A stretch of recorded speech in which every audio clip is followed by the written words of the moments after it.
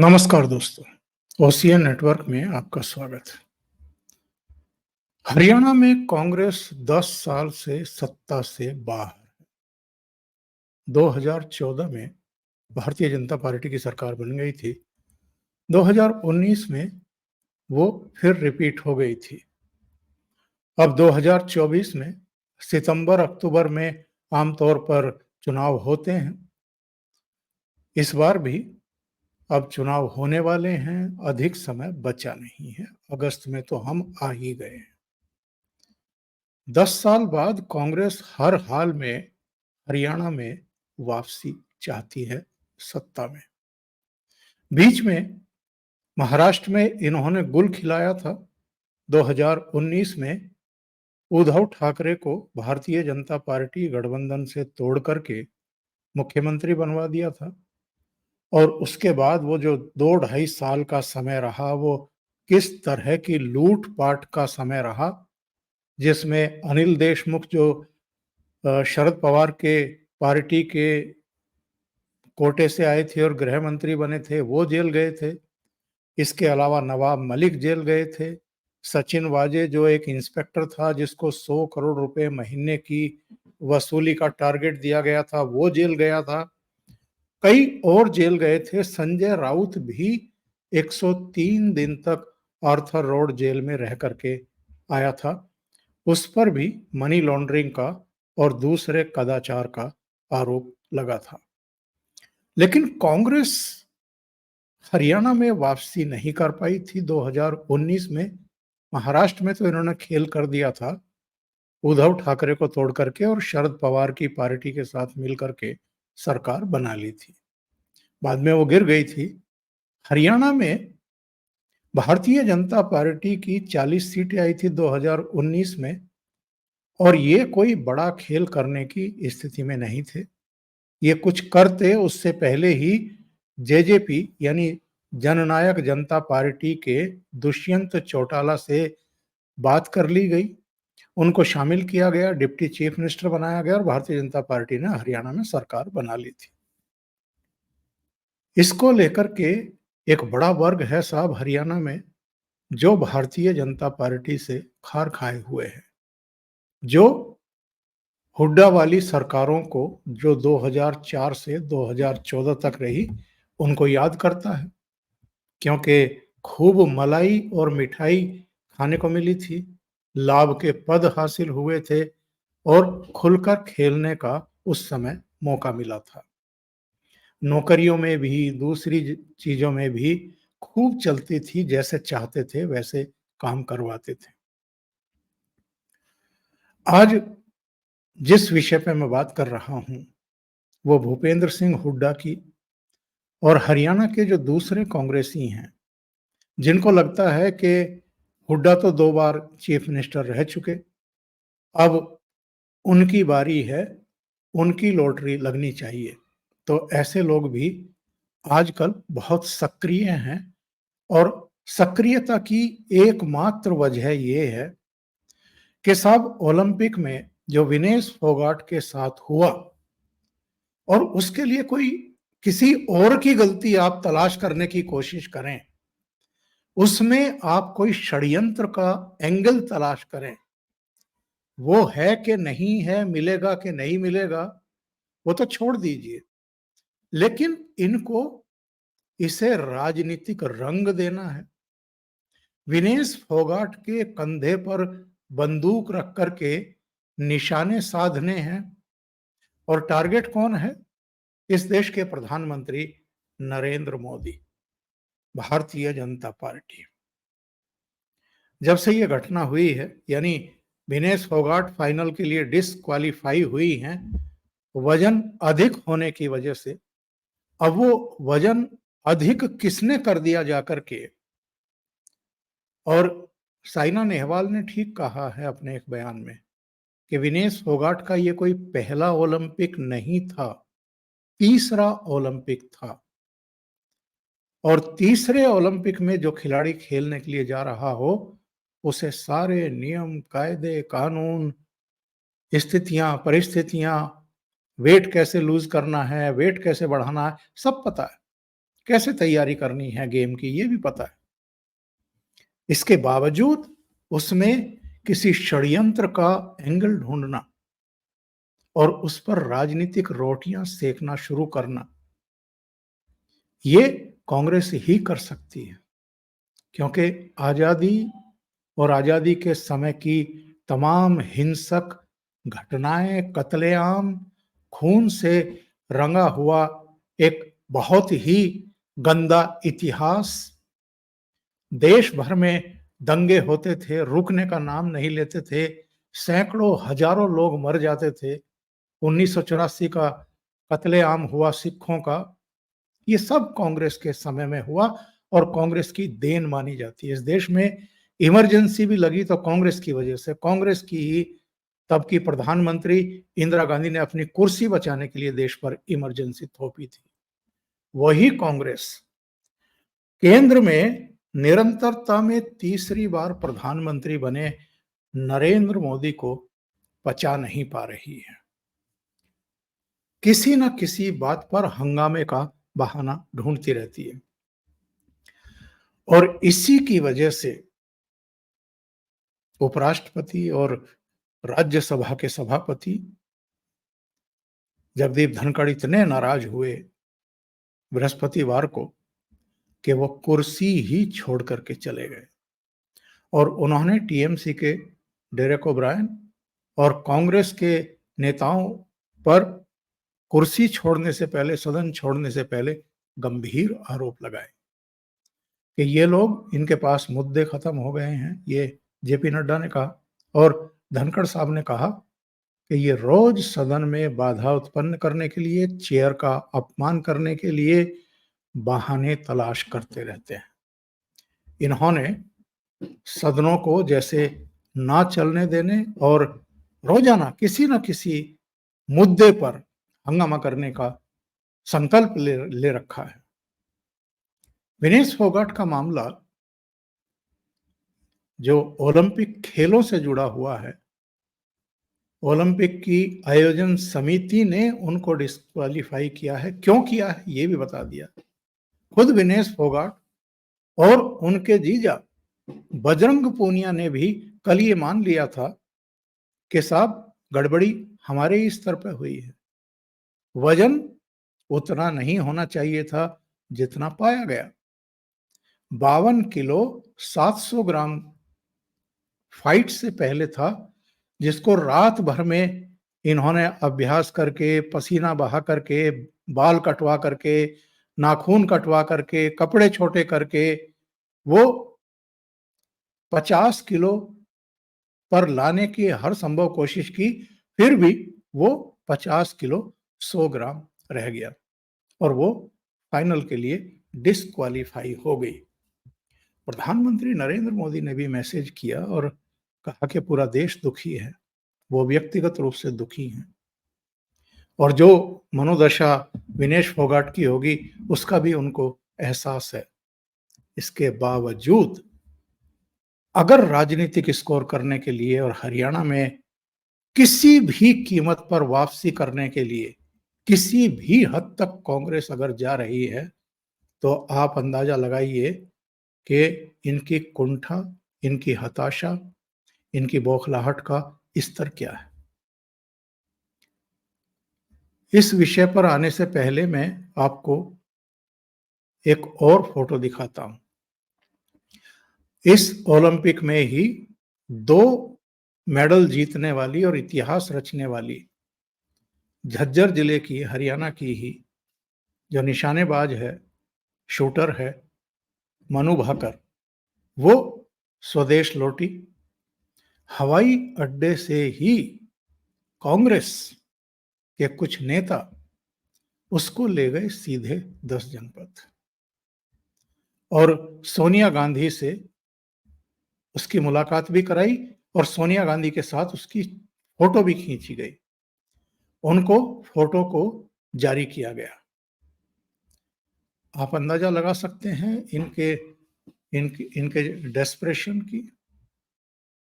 Protocol ये कहता है कि जो भी अंतर्राष्ट्रीय लेवल की इस तरह की प्रतियोगिताएं होती हैं, जो कि भारत सरकार के अधीन जो ओलंपिक संघ है वो उनकी यात्रा का, प्रशिक्षण का, वहां रहने का, ठहरने का, आने जाने का सारा बंदोबस्त करती है और प्रधानमंत्री से मुलाकात करके ही ये पूरा दल जाता है।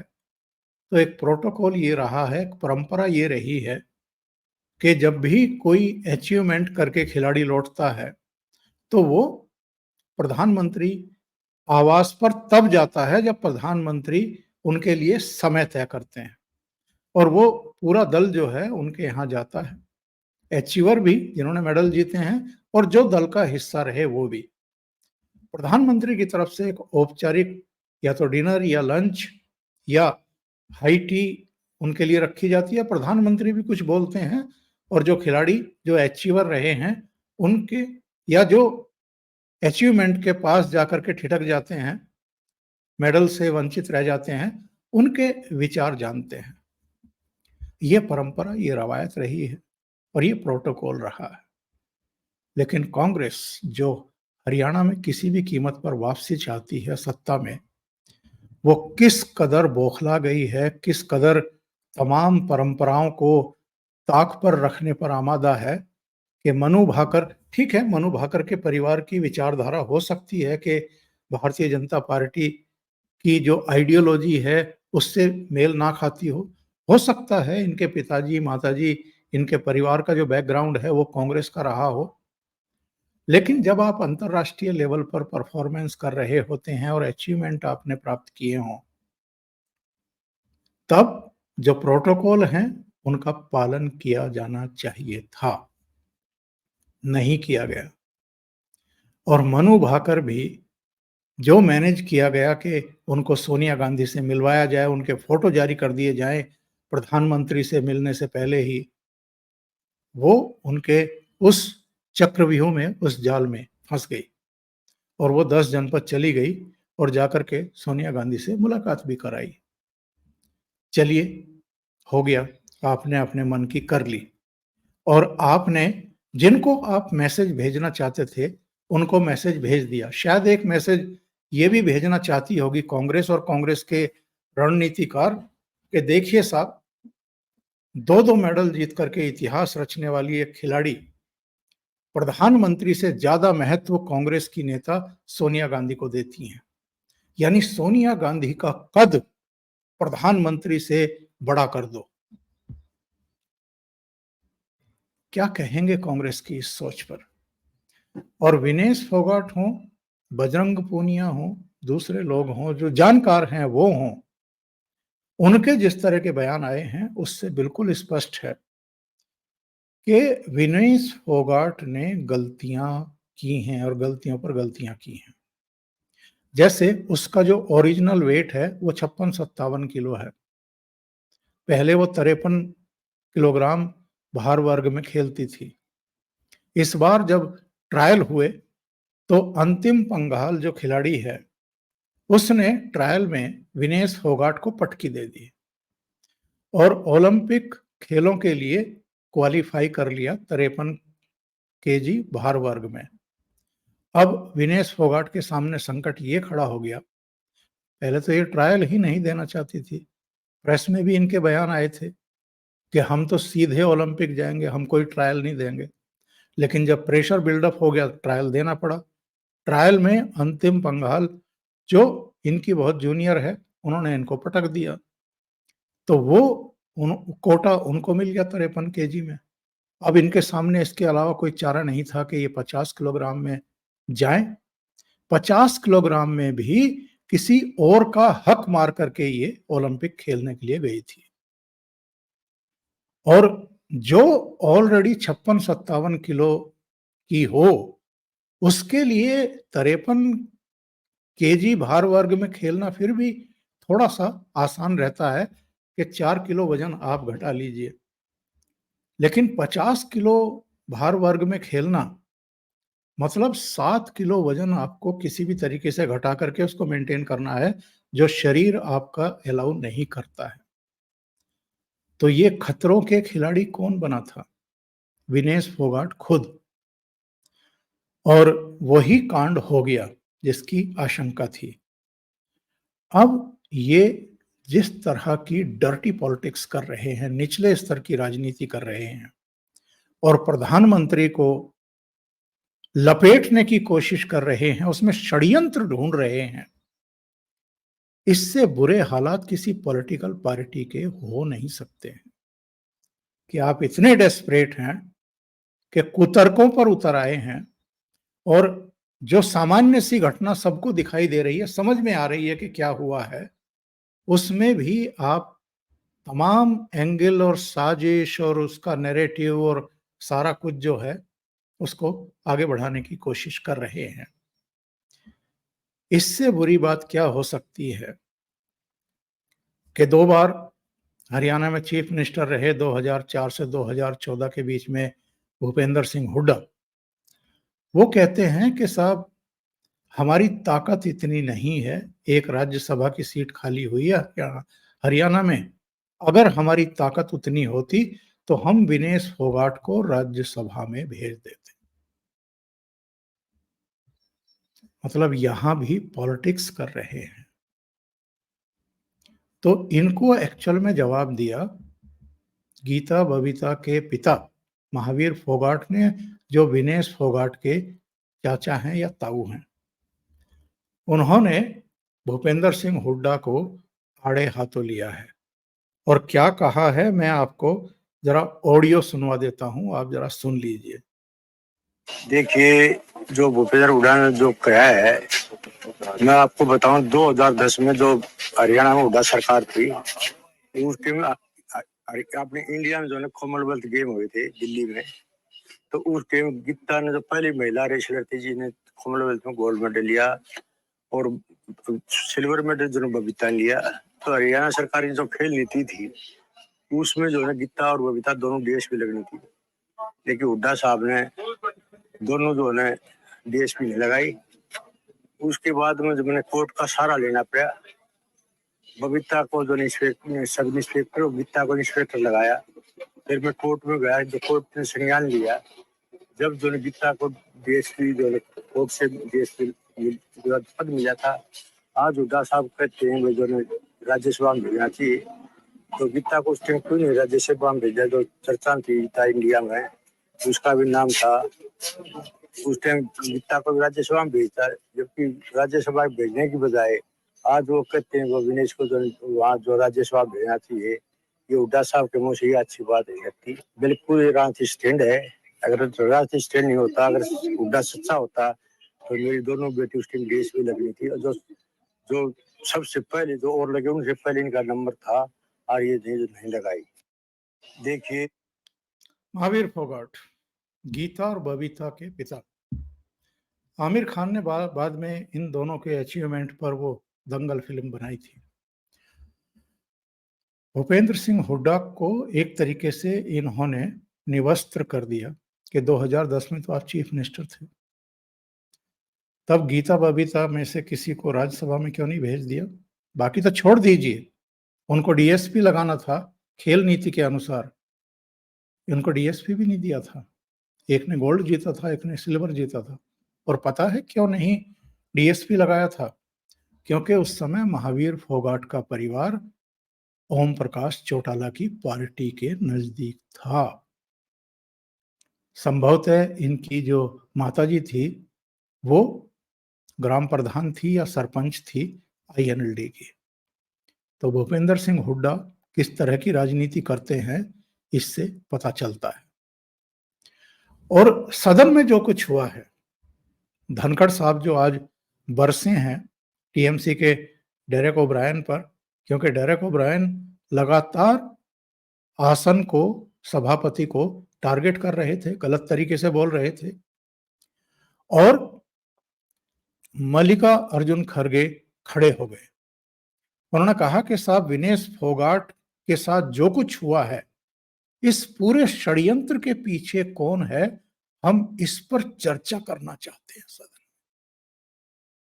आप अंदाजा लगा सकते हैं क्या हालत हो गई है कांग्रेस की। तो सभापति ने मतलब कांग्रेसियों को और विरोधियों को होश की दवा करने के लिए कहा कि ये सब मत करो। ओलंपिक समिति है, आयोजन समिति है, वो तय करती है, नियम कायदे कानूनों के अनुसार सारी चीजें चलती हैं। उसमें हम सदन में चर्चा करने बैठ जाएं या सरकार कोई हस्तक्षेप करे, ये किसी सरकार को, किसी देश की संसद को शोभा नहीं देता है। राजनीति करनी है, कर लो भाई। तो उस मामले में जेपी नड्डा ने भी कहा कि खुद प्रधानमंत्री नरेंद्र मोदी ने अपने मैसेज में ये कहा है कि विनेश फोगाट चैंपियंस की चैंपियन है और हम उसके साथ हैं, पूरा देश उसके साथ है। लेकिन कांग्रेसियों के सिर पर तो राजनीति करने का भूत सवार था। तो इसके बाद जो है, पहले तो उन्होंने डेरेक ओब्रायन जिस तरीके से हरकत कर रहे थे बैठ करके, उस पर उनको डांटा। सुन लेते हैं कि किस अंदाज में उन्होंने डेरेक ओब्रायन को डांटा। हमने अंबाला और आसपास के लोगों की लंबे समय Mr. Derek O'Brien, मांग को लेकर you are shouting at the chair. Your conduct is ugliest in the house. You are shouting at the chair. I condemn your action. Next time I will show you the door. How dare you shout at the chair? And senior leaders are not taking note of it. This is unbecoming conduct. I will not countenance it. Honorable members, we have seen the ugliest of scene. We saw a dark phase of our democracy during emergency. We know how it starts. It starts first with a challenge to the parliament institution. And that challenge was there in June 1975. A serious challenge here. I'm sure we have distinguished members here. Can anyone countenance this kind of conduct? They think they are low unto themselves. They think they are all wise. They think they are the only one whose heart is bleeding. The entire nation is in pain because of our girl. Entire nation is feeling the pain. Right from the president to the prime minister to myself and many more, everyone is sharing the situation. But to monetize it, to politicize it, is the greatest disrespect to that girl. That girl has a long way to go. I was so happy that the state of Haryana immediately announced we will give her all commendations, all financial relief that is due to a medal winner. There is a state government that has recognized her as a medal winner. We give all assistance given to a medal winner. And here, I would urge you all with folded hands. Many of you are very senior to me. In this house, let us have bipartisan approach on certain issues. Issues like this. On political issues, debate permits your point of view to be projected. Yesterday it was done. And let me tell you, honorable members, when the leader of the opposition raised his hand yesterday, I have to take note of it. Leader of the House and leader of the opposition are very, very significant. I sent a message to him. Dhankhar साहब ने ये तो बताया ही। जो खरगे और दूसरे लोगों का आज एटीट्यूड था और जिस तरह की प्रतिक्रियाएं थी सदन के भीतर, उससे वो इस कदर दुखी हुए कि उन्होंने ये मैसेज देते हुए आसन छोड़ दिया, कुर्सी छोड़ दी और कुछ समय के लिए सदन में नहीं आने का ऐलान कर दिया। सदन को अराजकता का केंद्र बनाना, भारतीय प्रजातंत्र के ऊपर कुठाराघात करना, अध्यक्ष की गरिमा को धूमिल करना, शारीरिक रूप से चुनौतीपूर्ण वातावरण करना, ये अमर्यादित आचरण नहीं है।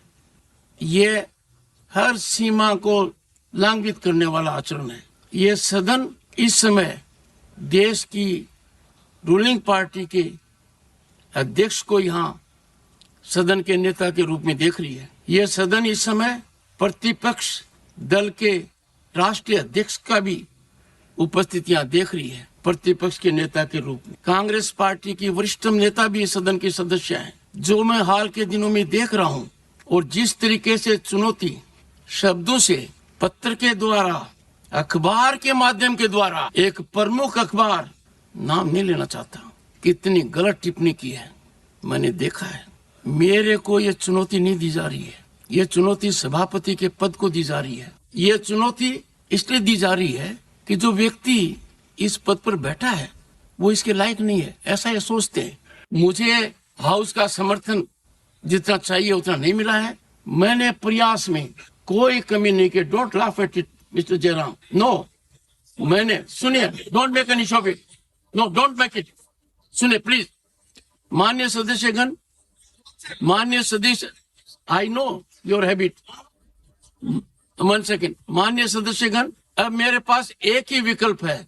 दुखी मन से मैं मेरी शपथ से दूर नहीं भग रहा हूं, पर मुझे जो आज मैंने देखा है, जिस तरीके का व्यवहार सदस्य ने किया है, शारीरिक रूप से किया है, जिस तरीके का व्यवहार इधर से भी हुआ है, मैं कुछ समय के लिए यहाँ बैठने में अपने आप को सक्षम नहीं पा रहा हूं। मैं दुखी मन से जा रहा हूं। सभापति का आसन छोड़ना कोई छोटी मोटी घटना नहीं है। जिस तरीके से पार्लियामेंट का मिसयूज किया जा रहा है, मैं एक वीडियो चलते चलते आपको दिखाता हूं, छोटा सा है। जिस दिन विनेश फोगाट ने फाइनल में प्रवेश किया, उस दिन ये तालियां बजा बजा करके नाच रहे थे सारे मोदी विरोधी। और विनेश फोगाट के जीजा संगीता के पति बजरंग पूनिया पहले व्यक्ति थे जिन्होंने प्रधानमंत्री नरेंद्र मोदी का नाम लेकर के व्यंग करना शुरू किया। ये वही बजरंग पूनिया है जो कांग्रेस के हाथों की कठपुतली बना हुआ है।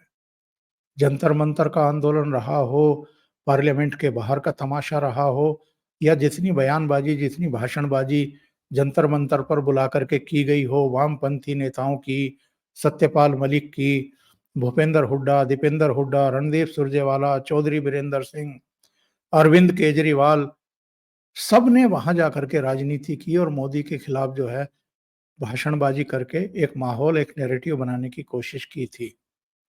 जिस दिन मंगलवार को विनेश फोगाट ने फाइनल में प्रवेश किया, उस दिन जरा बजरंग पूनिया का ये छोटा सा वीडियो देखिए। ये क्या कह रहे हैं और किस अंदाज में प्रधानमंत्री पर हमला कर रहे हैं, प्रधानमंत्री पर हमला कर रहे हैं। सुनिए। फोन किस टाइम जाएगा बधाई देने के लिए? दोबारा से देश की बेटी बन गई है। अब जैसे प्रोटेस्ट में बोल रहे थे ना, जाट है, एक कम्युनिटी के बैठे हैं, मुझे लगता है वो देश की बेटी बन गई है दोबारा से। और जो जंतर मंतर पर जिनके लिए एक शब्द नहीं निकल पाया, अब वो बधाई संदेश कैसे पहुंचेंगे पेरिस तक, वो भी देखने योग्य होगा। पूरा देश देख रहा है उस चीज को। आप अंदाजा लगा सकते हैं कि कांग्रेस कितने खतरनाक खेल में लगी हुई है। जो नेशनल इंटरनेशनल लेवल के प्लेयर हैं, उनका भी पूरी तरीके से मिसयूज किया जा रहा है और ये देश को किस गर्त में धकेलने की कोशिश है, बस ये सोच करके थोड़ा सा चिंतित रहिए। अभी के लिए इतना ही। बहुत बहुत धन्यवाद। अगर आपको ये चैनल और इसके कंटेंट पसंद आ रहे हैं तो लाइक करें, कमेंट करें, वीडियो को शेयर भी करें। अभी तक अगर आपने ये चैनल सब्सक्राइब नहीं किया है तो सब्सक्राइब कर लें और साथ में लगे बेल आइकॉन को दबाना ना भूलें, ताकि आगे आने वाले वीडियो और उनके नोटिफिकेशन आप तक पहुंचते रहें। बहुत बहुत धन्यवाद। नमस्कार।